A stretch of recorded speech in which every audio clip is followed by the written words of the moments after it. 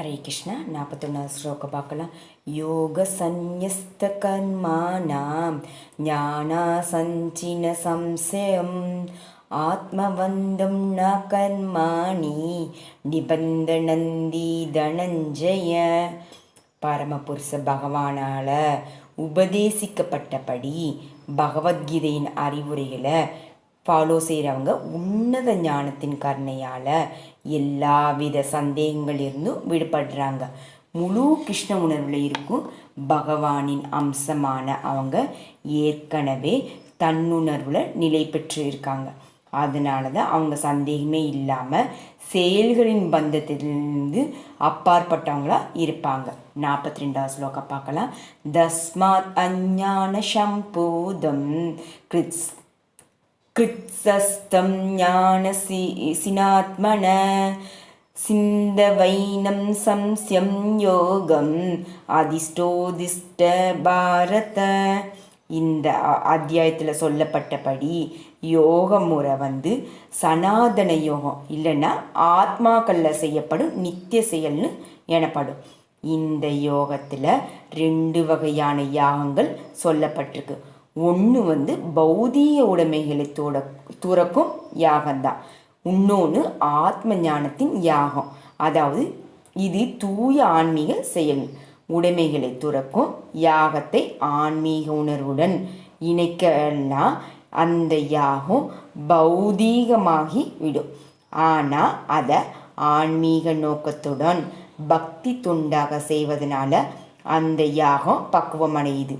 நம் ஆன்மீக செயல்களுக்கு வரும்போது தனது சொரூப நிலையில் தெரிஞ்சு பரமபுருஷ பகவானை பற்றி உண்மையை தெரிஞ்சுக்கிறது 2மே இது விதமாக பிரிக்கப்படுவதை பார்க்குறோம்.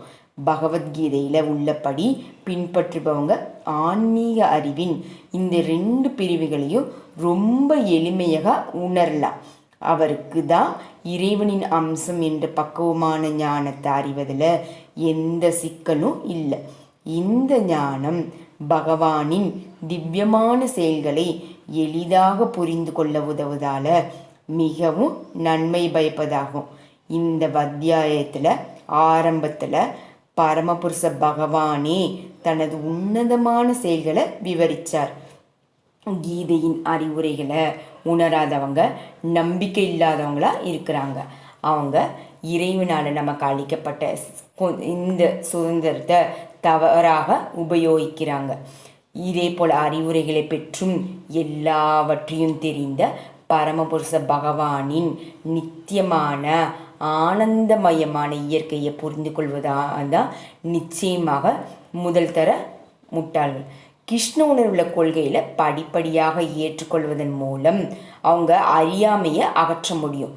தேவர்களுக்கான யாகங்களும் பிரம்மனுக்கான யாகம் பிரம்மச்சரியம், குடும்ப வாழ்க்கை, புலநடக்கம், அஷ்டாங்க யோக பயிற்சி, தவம், பௌதீக உடைமைகளை துறக்கிறது. வேதங்களை படிக்கிறதும் வர்ணாசிரம தர்மம் எனப்படும் சமூக அமைப்பில் பங்கு பெறுவதனால் செய்யப்படும் யாகங்கள் என பல்வேறு யாகங்கள் மூலமாக கிருஷ்ண உணர்வு எழுப்பப்படுது. யாகங்கள் அறியப்படும் இது எல்லாமே ஒழுங்குபடுத்தும் செயல்களை அடிப்படையாக கொண்டது.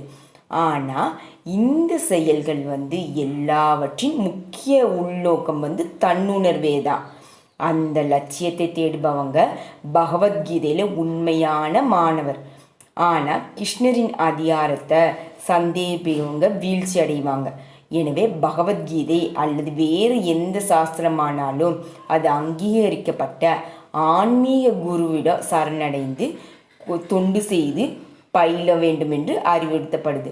அனாதி காலத்திலிருந்து வரும் சீட பரம்பரை சேர்ந்தவர் தான் அங்கீகரிக்கப்பட்ட ஆன்மீக குருவும் ஆவார்.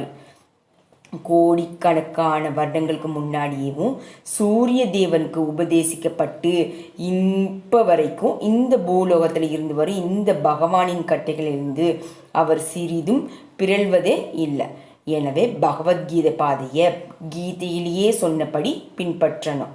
தனது சொந்த நோக்கங்களுக்காக கீதையின் உண்மையான பாதையிலிருந்து விலகியுள்ள சுயநல கொண்டவர்களிடம் எச்சரிக்கையாக இருக்கணும். நம்ம நிச்சயமாக கிருஷ்ணரே பரமபுருஷர்.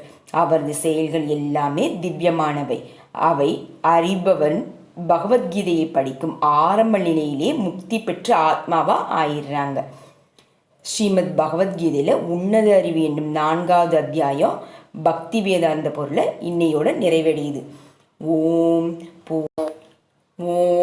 பூர்ணமதக பூர்ணமிதம் பூர்ணாத்மா பூர்ணமுச்யதே பூர்ணஸ்ய பூர்ணமாதாய பூர்ணமேவாவசிஷ்யதே. ஓம் சாந்தி சாந்தி சாந்தி. ஹரே கிருஷ்ணா.